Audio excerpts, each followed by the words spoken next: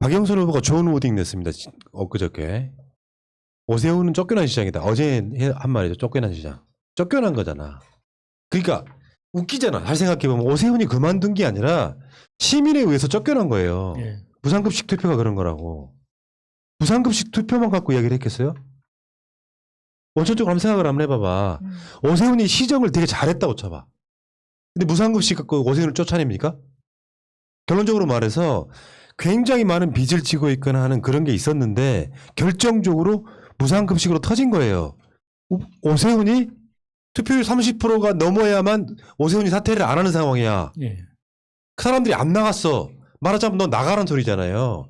지금 생각해보니까 진짜 정확한 워딩인 거지. 오세훈은 쫓겨난 사람이야. 근데 어느 날 갑자기 다시 시장 후보가 돌아온 거예요. 웃기잖아. 그렇죠. 그때 무상급식이 그러니까 오세훈이 자기 발로 나간 것처럼 이렇게 포장을 했지만 실제로 그 이전에도 갖가지 별명들이 많았죠. 그 중에 이제 가장 인상 깊은 저는 개인적으로 인상 깊은 별명이 그 오세이돈이라고 해가지고 그 광화문 그 지금은 이제 한쪽 측면을 완전히 광장으로 만들었지만 그 가운데 큰 그 이상하게 콘크리트 바닥을 만들어 놓은 것도 오세훈이고 그 콘크리트 바닥 양쪽에다가 뭔가 좀 중세 분위기 내보려고 이상한 도로를 깔았다가 배수가 안 돼서 비만 오면은 막 그렇게 첨벙첨벙했던 그리고 결국에는 그 강남 쪽에 그 지하철 입구 뭔가 예쁘게 꾸민다고 뭐 개방하고 이랬다가 비 오면은 그 다 물 차고 그 지하 주차장 전부 다 그 수영장으로 변해가지고 맞아. 침수차 뭐 엄청나게 많이 생기고 그래가지고 결국에는 오세이돈이라는 예. 별명이 붙었었잖아요. 근데 오세훈이 이 사람이 이제 말씀하신 무상급식의 문제도 있고요. 그 뒤에 사실 문제도 있는데, 우선은 무상급식은 뭐 여러분들 잘 알고 계신 대로 2011년도 8월 26일 날 민주당에서 무상급식을 추진을 하려고 시도를 했었던 겁니다. 당시에 서울시 의회에 민주당 의원들이 또 많았고요. 이제 거기다 제동을 걸려고 하다가 실패를 한 거고, 말씀하신 대로 부장님 말씀하신 게 그 30%가 뭐냐면 주민투표법이라는 법이 있는데 그 주민투표를 할 때 24조 2항에 보게 되면은 주민투표권자 총수의 3분의 1이 안 되면 미달이 되면 아예 개표조차 하지 않는다 이렇게 돼서 아예 그때 개표도 못했었거든요. 근데 이 사람이 버림받은 사람이라고 우리가 볼 수밖에 없는 게 뭐냐면 여기서 무상급식 제동 걸다 실패해서 사퇴하고 나간 것도 나간 거예요. 그럼 그게 2011년도예요. 이 사람 역사가 되게 웃기더라고요. 그런데 2011년도에 쫓겨다 나갔죠. 그 뒤에 이 사람이 무슨 짓을 하냐. 2016년도에 다시 재기를 노리려고 합니다. 재기를 노리려고 정세균 의원하고 당시 후보하고 붙어요. 근데 이것도 되게 웃긴 게 뭐냐. 2000년부터 2004년까지 처음 한번 국회의원 했죠. 근데 아까 전에 그 경작자 김 씨가 뭐라고 했어요. 불출마 선언하고 참 멋있는 분이다라고 했죠. 자기는 총선 다시는 안 나온다고 했던 사람이에요. 총선 다시 안 나온다고 한 사람이 무상급식으로 쫓겨난 다음에 2016년도에 정세균을 이기고 민주당의 거물급을 이기고 자기가 대선 주자로 부각되겠다라고 나왔다가 개 깨지고 도망을 가요. 그 다음에 또 시도합니다. 국회의원 절대 안 해라고 선언한 놈이 2020년도에는 이번에는 지난번에 정세균 종로 이번에는 추미애를 잡겠다 이러면서 광진구 의를 막 바닥을 가서 막 긁어요. 긁었는데 추미애 장관은 나오지도 않고 정치 신인 고민정 나왔는데 고민정한테 개 깨지고 도망을 간 거예요. 아파트에 있는 경비하는 분들한테 돈 돌리고 120만 원 돌리고 그거 진짜 저 얘기하고 싶은 게 있는데 여러분 그거 기억나세요? 우리 서초동과 여의도에서 무대에 사실 뭐 계속 손님 부르기도 힘들고 돈도 많이 들고 하잖아. 그때 항상 자리를 지켜줬던 친구들이 있었어요. 그게 대진연 학생들이에요. 대진연 학생들. 옛날 한총련 학생들이거든요. 진보연합. 네. 그 한국 대학생 진보연합 학생들인데 그 학생들이 지금 동부구치소에서 편지를 쓴 게 있어요. 4월 15일 4.15 총선 작년 초죠. 그때 당시에 광진구 을에서 깨끗한 선거 하자고 하면서 오세훈 씨한테 120만 원 이거 해명 좀 해주세요라고 했다가 그것 때문에 구속됐어요 지금. 예. 이게 오세훈입니다 이게. 그러니까 오세훈이 뭐 잘한 게 솔직히 말하면 이명박보다 더 못했다고 생각해 서울시장으로는. 그러니까 이게 굉장히 그 남들한테 보여주기식 행정을 했던 사람인데 그러니까 이번에 이런 논란을 진짜 좀 크게 보도가 돼야 되는 것 중에 하나가 이 분양 원가 공개 있잖아요. 여기에 오세훈은 진짜 무식해. 정말로 얘는 공부 진짜 안 하는 애예요. 네. 그 박영선 후보가 분양 원가 공개하고 있다고 하니까 자기가 그게 내가 한 거다 이렇게 얘기를 한 건데 완전히 다른 이야기.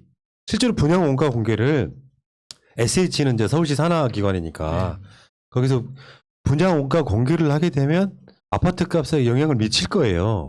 SH에서 집을 잘 지어버리고 잘 지었는데 분양 원가가 굉장히 낮아. 그럼 당연히 민간 아파트한테까지 이게 영향을 줄 거 아니에요. 그런 부분에서 오세훈 후보님께 박영선 후보가 드리는 글이라는 거 한번 읽어주세요. 7페이지에 있습니다. 오세훈 후보님, 분양원가 관련 디테일을 모르니 이런 얘기를 하시는군요. 분양원가 공개는 오 시장, 박원순 시장 때도 다 했었습니다. 그런데 이번에 제가 발표한 설계 내역서, 도급 내역서, 하도급 내역서 공개는 오세훈, 박원순 두 분 시장께서 한 적이 없습니다. 제가 하는 분양원가 공개는 지금까지 공개되던 62개 항목을 넘어선 두 분 시장 때와는 전혀 다른 혁신입니다. 오세훈 후보 본인이 분양원가 공개했다면서 뭘 공개했는지 디테일을 모르니 이런 이야기를 하시는군요. 오 시장 때 도급, 하도급 내역서, 설계 내역서를 공개 안 했다고 합니다. 지금 SH는 오 시장 때 했던 62개 항목 공개, 후분양 외에도 준공 건설 원가 공개 등을 하고 있으니 그때보다 퇴보했다는 주장은 팩트가 아닙니다.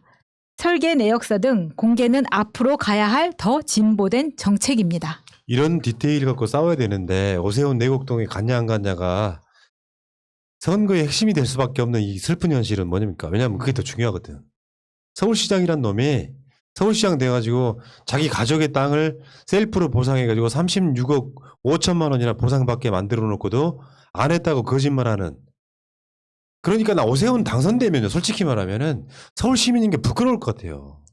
그러니까 이게 그 건설 원가 공개에 대해서도 약간 디테일은 확인하고 넘어가야 되는 게 오세훈이 이야기하는 건설 원가 공개는 완공된 아파트에 대해서 이번 아파트는 평당 700만 원입니다라고 그냥 고시하는 거예요. 그 정도 수준이에요. 그걸 지금 오세훈은 건설 원가 공개라고 이야기하는 거고 그것조차도 이명박이 대통령이 되면서 없어졌어요. 근데 그 없어지는 과정에 대해서 오세훈은 아무것도 안 했거든요. 손 놓고 있었습니다. 근데 박영선 후보가 이야기하는 건설 원가 공개는 이게 평당 700인데 평당 700의 그 구체적인 내용이 설계 내역서에는 이만큼 들어갔고 도급 내역서는 이렇고 그렇지. 하도급은 이렇고 그 모든 서류를 다 공개한다는 뜻이에요. 이거는 완전 차원이 다른 거예요. 대한민국 인구의 거의 2,500만 가까이가 서울 경기에 모여 있잖아요. 예. 지금 경기도 같은 경우는 그거 이재명 도지사 하고 있는 거야. 그러면 GH하고 SH가 그런 걸 한다고 생각해봐요. 굉장히 파급력이 클 거라고 생각이 듭니다. 그러니까 맥락도 없는 뭐 분양 원가 공개가 아니라 이렇게 해서 이 원가가 나왔다는 거를 예. 제대로 공개하겠다는 거잖아요. 예전에 아마 무슨 뭐 영업 이익 침해라든지 이런 문제로 아예 안 했을 거라고 생각이 들고요. 이거가요. 그러니까는 지금 말씀하시는 것들 정리하면 이런 식인데요. 우리가 분양 원가라고 하게 되면 뭐 짜장면에 들어가는 재료들이 무엇이 있는가, 그 각각의마다 뭐 춘장 같은 경우에 얼마다, 그다음에 짜장면은 얼마다 이렇게 나오잖아요. 그걸 하게 되면 이제 가격에 거품을 뺄 수가 있다. 합리적 가격의 책정이 가능하다라고 얘기를 하는 거거든요. 그런데 과거에 했던 거 오세훈이 언제입니까? 2006년부터 2011년 사이가 이게 오세훈의 임기잖아요. 5년. 그런데 이 시기에 했던 거는 지금 교수님들도 이게 저희 행정법 분야 파트인데 계속 비판을 하세요. 왜 비판을 하냐면 잘 생각해봐요. 1,000원에 팔려고 그래요. 그러면 원가를 800원 썼다라고 말을 하면 보통 사람들이 말을 안 한다고 쳐보세요. 받아들인다. 그러면 이거를 10개 분야로 해가지고 원가를 공개하라 그러면 어떻게 하냐면요. A 80원, B 80원, C 80원 다 거짓말로 해갖고 그냥 그 내용만 던지고 끝내는 거예요. 근데 지금 박영선 후보가 하려고 하는 건 그게 아니라 진짜 증빙사를 전부 다 자료를 내라는 거거든요. 그러니까 과거의 분양 원가 공개라는 것이 결국은 또다시 꼼수로 장난으로 그냥 그렇게 넘어갔다는 거예요. 그러면 뭐 야수님 말씀하신 대로 중간에 이명박근혜 정부를 거치면서 그마저도 사라졌습니다. 축소 폐지가 됐어요. 그래서 지금 우리 김현미 장관이 당시에 2018년 9월 7일 뉴스입니다. 2018년입니다. 최근입니다.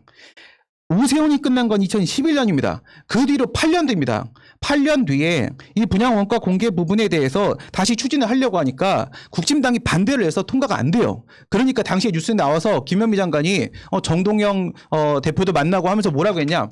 아, 씨발 안 되면 시행령이라도 통과시켜서 밀어붙이겠다 이런 말까지 해요. 왜 안 해주냐. 안 되면 시행령이라도 만들어서 그냥 밀어붙이겠다.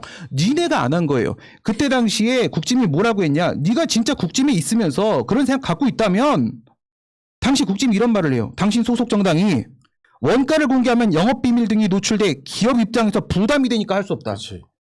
뭔 소리를 하는 거야? 그럼 지금까지 니네가 했던 그 분양 원가 공개는 뭔데? 영업비밀 노출 안 됐어? 우리가 하는 건 노출되고 니네가 하는 건 노출이 안 되니? 뭔 소리 하는 거야? 에이, 잠깐만. 집 없다고 이렇게 꼬라지를 부리는 나도 집을 갖고 싶어. 어쨌든 여러분 오세훈을 심판합시다. 그러니까 이게 한 사람이 후보가 나왔는데 왜 이렇게 선거가 네거티브로 갔는지 한겨레가 말하지 못하는 게 하나 있죠. 오세훈 심판 선거가 돼버린 거예요. 대략 정치인이라고 하면 이 정도 의혹은 있어 정도로 서로 이렇게 퉁치고 넘어갈 상황이 아닌 거야. 네. 그러니까 이런 뭐 분양 원가 공개라든지 이런 논란은 안 되고 오세훈 자체가 너무 어마어마한 짓거리를 지금 하고 있는 현재 진행형이잖아요.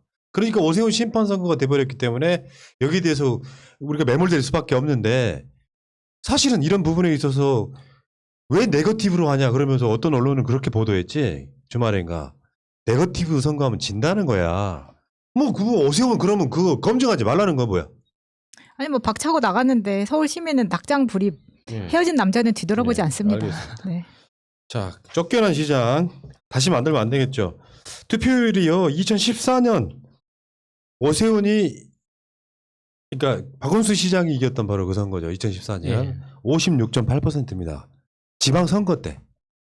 그리고 지난 지방선거가 정권 교체되고 나서 그 다음에 있던 지방선거인데 1년 후에 있었던 지방선거인데 이게 60.2%예요. 어마어마하게 그게 역대 최고로 높은 지방선거 투표율이에요. 그게.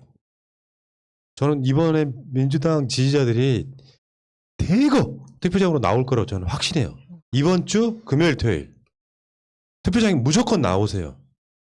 내가 서울에 안 산다 그러면 부산에 안 산다 그러면은 전화하세요 좀 제발. 이런 시장 선글라스 끼고 백바지 입고 생태탕 먹은 놈 심판하러 갑시다라고 이야기를 해줘야 됩니다. 얼마나 해먹어버릴지 몰라. 지금 우리가 뭐 조금만 땅 서울이라고 이야기하는데 한국이라고 그러는데 아니에요. 한국 생각보다 굉장히 큰 나라예요. 그러면 서울에 또 뭘 해먹을지를 모르는 거야.